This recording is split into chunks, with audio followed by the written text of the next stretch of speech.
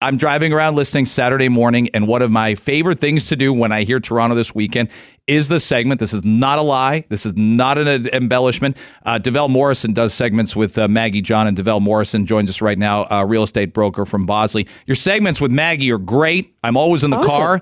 There, I'll tell you why I was in the car. I didn't plan to be in the car, Davelle, but there was no coffee in the household Saturday morning. Uh-oh. And I'm going to say I'm responsible more often than not for something that goes wrong in the Brady house.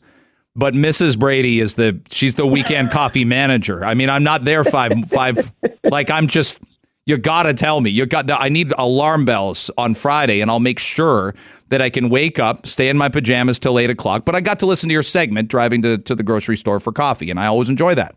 Oh, thank you so much. I really appreciate that. Oh, you guys are really good together. It's great radio. Now, I brought this up yesterday to a few people.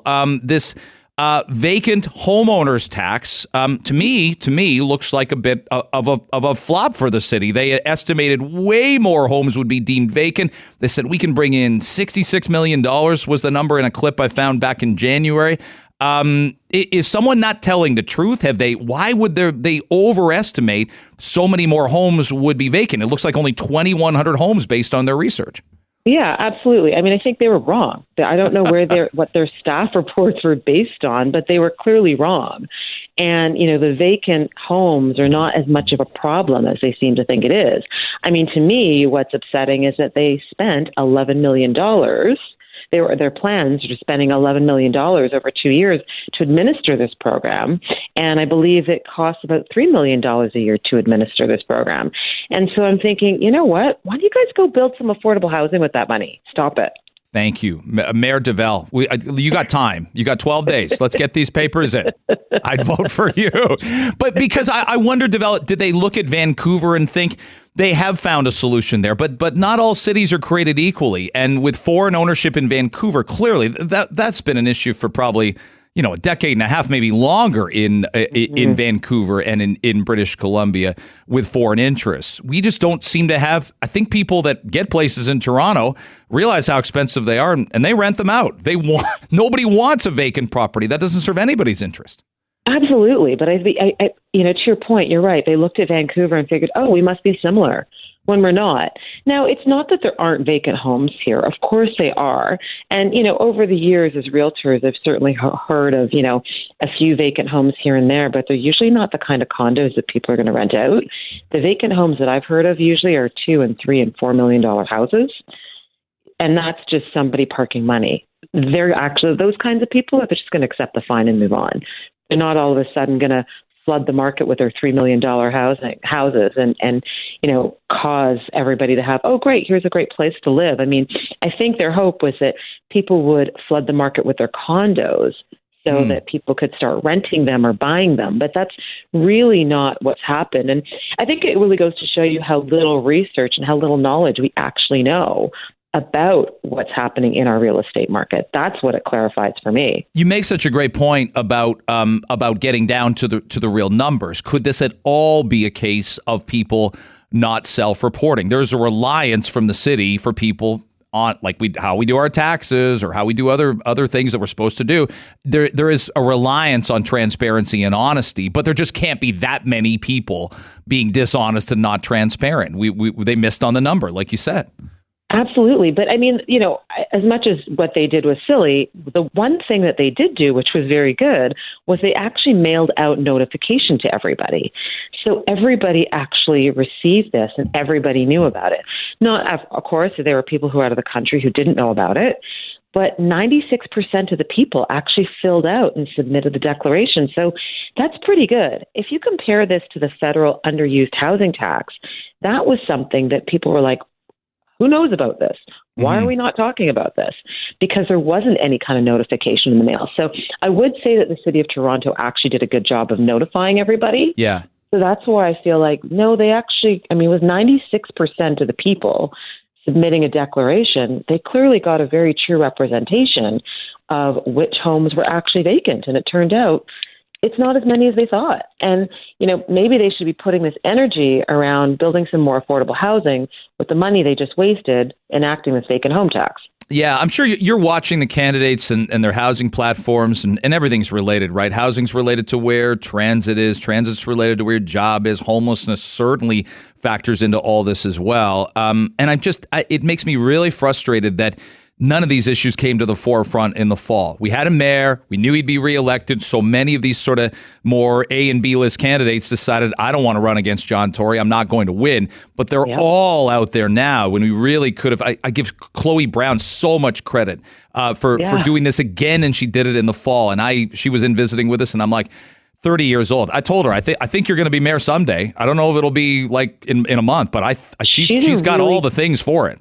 She is. You know what? She's a really good candidate. I'm so happy to hear that you brought her name up because, I looked at her performance in the last election in terms of the debate. And really, for me, she was the outstanding person.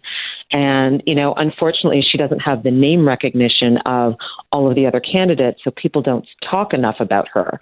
She doesn't have, the big people putting their campaign behind her. But honestly, I think she's such a good candidate for mayor. Absolutely.